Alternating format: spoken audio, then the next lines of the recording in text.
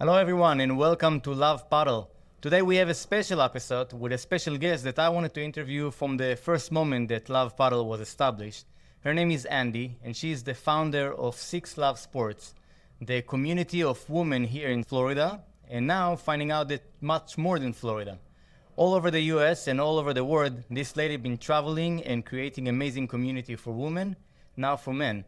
Let's say hello to Andi and thank you very much for joining our show. Hello, and thank you very much for having me. It's an honor and a pleasure to be here. Thank you. Thank you very much. So where is Six Love Sports right now is operating? It was formed in Miami, and this is where you are from. And you expanded little by little. I see posts of you traveling everywhere. So we started here. We have a very strong and vibrant group. We have over 300 ladies playing league every single week right here.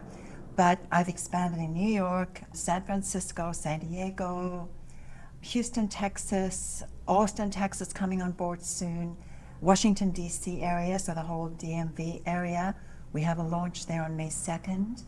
And slowly but surely looking at key areas within the U.S. where paddle is important and growing. And we want to have a Six Love Sports community there. When did Six Love Sports become more than just your passion and your group of friends playing paddle to like an actual business? It was officially formed into a proper business just over a year ago, so at the beginning of last year, 2025. And before it was a dream, it was a passion. I was trying to figure out what made sense. I guess when I started the business, I didn't start as a business. I never started this as a money-making operation. My husband always tells me, you just need to pay your bills. But I started this as a passion project, and it still is. It's going to take a while. I'm supported through sponsorship, through revenue from tournaments and events that we do. But ultimately, it is a business, and it does have to pay its own way right now. As of today, the mid of 2026, how many members you can say that are parts of Six Love Sports? Gosh, we have a community of thousands across the USA. Here in Miami, through WhatsApp groups, it's also thousands, and we're growing across the US, across internationally as well. So through my travels, through connections we've made, and because paddle is such a global sport, we are now international. We have an ambassador in Bali, Indonesia. Wow. So we're touching all parts of the world, I hope, in some way, shape, or form. And do you think because it's paddle, it's easier for you to build this community? Is it something specific about paddle that make it easier to build community around? I think it's because paddle is just so exciting. It is the fastest growing sport in the world. Women are such a big part of this community. We're almost 50%. And I think it's because of the focus, right? I used to have a community of triathletes. I was a triathlete myself, and I built that community internationally. So because I'm focusing so much and targeting social media, targeting the content creation around paddle, we're growing the community. And because there's so many women behind me, they want this as well. We see paddle grow all around the world, and you yourself been traveling to all of those places and you got to see all of the clubs. Here in Miami, it's very common when players coming to the game, they finish the game, they stay here for an hour or two longer before they go home. Is it something about paddle that keeping them here? The paddle community is more like social, would you say? I think that's a really good point. So not all the clubs in the US are set up for this more social aspect. So people do want to stay. They want to stay, they want to have a drink, they want to have something to eat, and it's become the new social hangout place, right? I would rather spend my time at the club, have dinner here, play a match, than go out to dinner in a restaurant with bad food. So Europe is different. All the clubs are set up like that. So I think you're going to see a lot more change in the US as clubs realize and start building their courts around this kind of more social atmosphere. But people stay here because of the community. They hang out, they're playing with their friends, they like the people they're playing with, so they want to hang out and be around paddle. And this will be worldwide? Do you see that worldwide people are coming to meet with other people and the sport is very social all over the world? All over the world. If you go to a club in Spain, in Madrid, the bar is the center of everything. Bar, the restaurant, and then people are sitting there, they're playing, they come back, they have something to eat, they go back to the court. So that's, I think, where we're headed here in the US and international. Something that I notice in the US market right now, because clubs are keep opening up, and we see competition between the clubs themselves, and every club trying to fill their courts, instead of focusing on a global work together with each other, like you do, to build a community and create more players that will be able to fill all of these courts that's running around right now. Exactly. Do you see that as well? So when I go into an area, I say to the clubs, I work with all the clubs. I'm not specific to one club because my role is to bring more women to the sport. And I tell the clubs, let's all work together and let's collaborate, because the more women that play, the more people that play, the better it is for all of you. It's just going to bring more players to all the clubs. So don't hold on to your little group of members. Let's just expand that and expand membership at all the clubs. I think what people in the US doesn't realize yet, that we are just in the baby beginner steps right now. We are so young in it, even though we live in Miami and it seems like every corner we have a new clubs open up. America as a whole are just in the beginning stages. Exactly. And we are going to have so many more clubs. We're going to have the incorporation of the colleges and like higher education that bringing paddles to their scholarships programs, and we don't have it yet.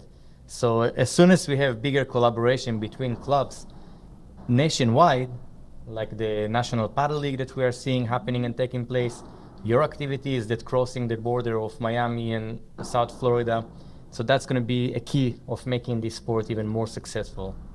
I agree 100%. And when the Americans pick up on this amazing sport is when it's going to change in the US.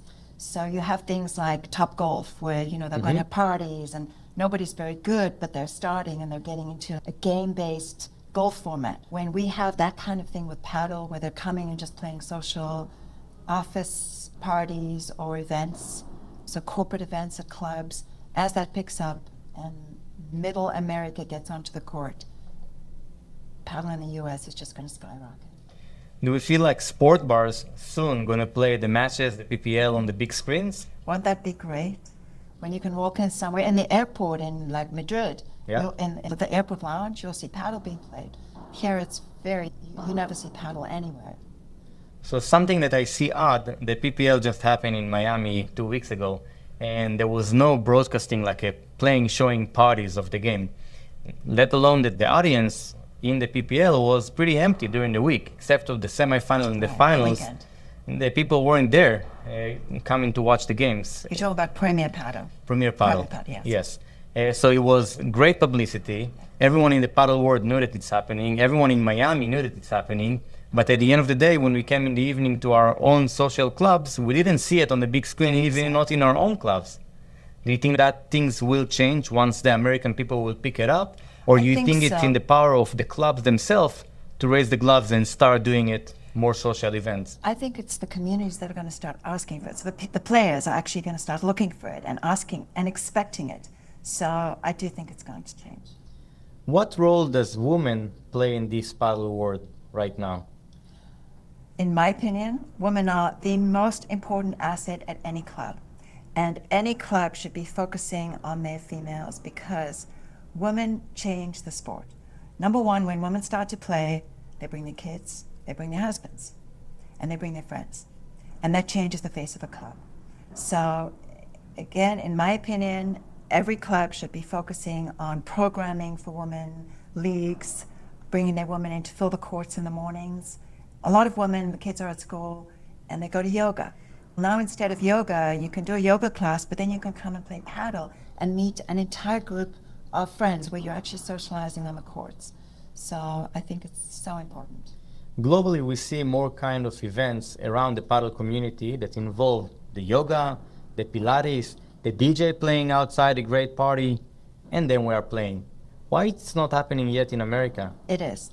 Where? Very much. Here in Miami, most of the bigger events do involve yoga, Pilates, DJ, cold plunges, wellness, and I'm seeing it in clubs across the U.S. now as well. That's fantastic. So I think that's Liz. here to stay.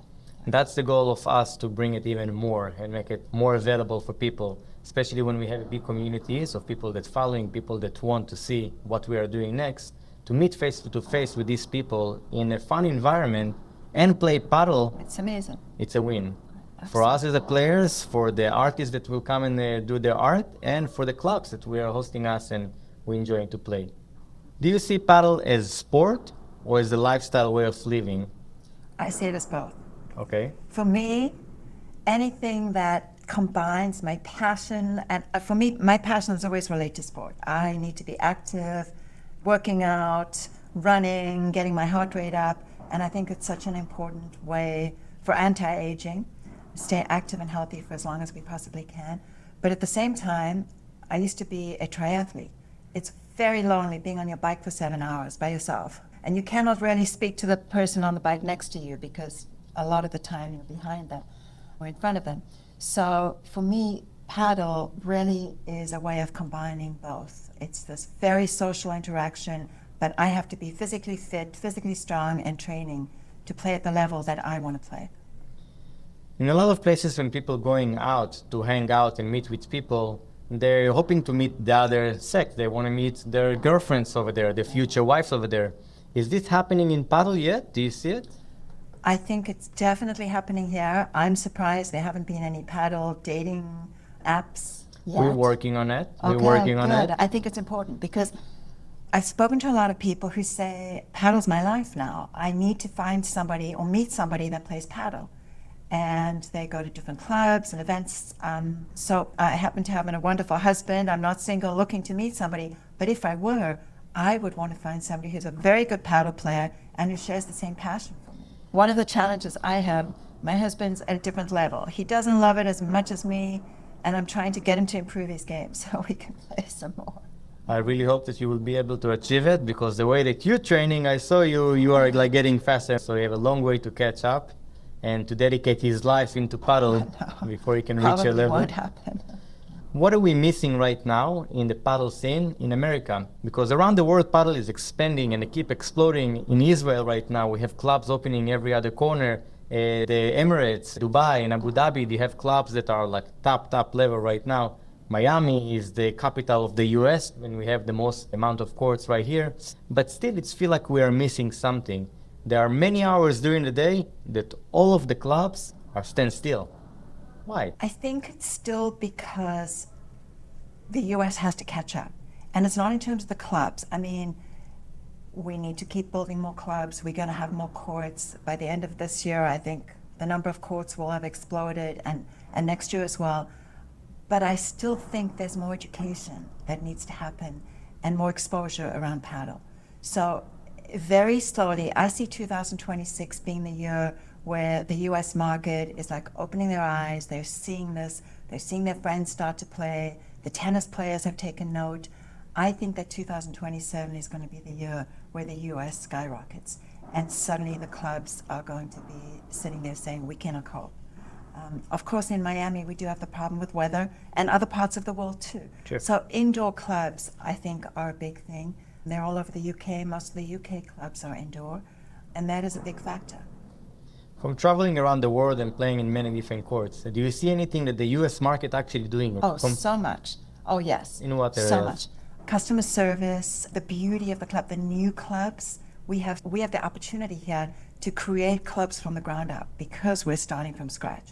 So many of the clubs in Miami and San Diego that I visited are just beautiful. Palm Beach, we have some of the best clubs I've ever seen in my life. I agree. We just covered last week, and we're going to have a meeting with the manager, the general manager over there of Excel in West Palm Beach. Beautiful. One of the nicest clubs in the world right now, I will agree. And hospitality, it's a key. It's something that the American can definitely use for our advantage. We know how to do good hospitality in America, and bringing it into the paddle clubs can shape the way that the industry is growing here in America. If you designed your own paddle experience, not necessarily just club, not necessarily just a tournament, what would it be? Take a minute, explain it to me. My best paddle experience would be spending a couple weeks somewhere in Spain, so probably Marbella, Mallorca, or somewhere along the coast, Alicante coast in Spain, at a beautiful resort with paddle all morning, some great food, great pool, beaches, and then off to a match in the afternoon, and then out for an amazing dinner. So a combination for me with friends who play, and with paddle at the right level. So an opportunity for fitness, health, food. I happen to love fine champagne and good wine. So incorporating all of that into my paddle experience with massage every day would be a little bit of activity, but some downtime and leisure time as well. That's one of the biggest goals, I think, of Love Paddle. It's to have the experiences and retreats overseas. The world is so big, and there are so many places that we wanted to go with our friends that we don't even know that they are our friends yet. We're about to meet them on the paddle courts in the next few months, and then traveling around them. So I think that we are sharing a similar goal on this one. We both want to travel the world, meet more friends, and play paddle. Where do you see Six Love Sports in the next 3 years and 5 years from today? So my hope is that we will be, in the next couple of years, we will be a community that is represented all across the United States of America. So in every city where there is a substantial paddle presence, I would like to have Six Love Sports doing events and tournaments and round robins and create a ladies' league. So it's a place for women to come and feel comfortable, where we support each other on and off the court, support each other's businesses, and highlight what we do when we're not playing paddle. And then more than that, I want to be international. I think with where paddle is and where we're going, we're all starting to travel more. There's a way of connecting across the globe. And we're going to meet people in different parts of the world. So Six Love Sports is going to be in different countries, maybe not creating leagues in different countries, but definitely creating experiences and tournaments and ways for women to connect and play paddle everywhere. Right now, I know that you're part of the United States Paddle Association, and there are activities and registered events that happening that you are hosting. Do you want to give us a little bit about that? So we are a certified premier community through the U.S. Paddle Association. I am able to hold USPA tournaments. We have a very big event coming up in May. It is a USPA 250, which is a smaller USPA event, but in conjunction with that, we are doing a FIP bronze, which is the International Paddle Federation. A bronze is the beginner level of the Premier Paddle feed. These tournaments feed into Premier Paddle. So players have to go through the FIP bronze, silver, and gold tournaments to earn enough FIP points that they can qualify to play in Premier Paddle.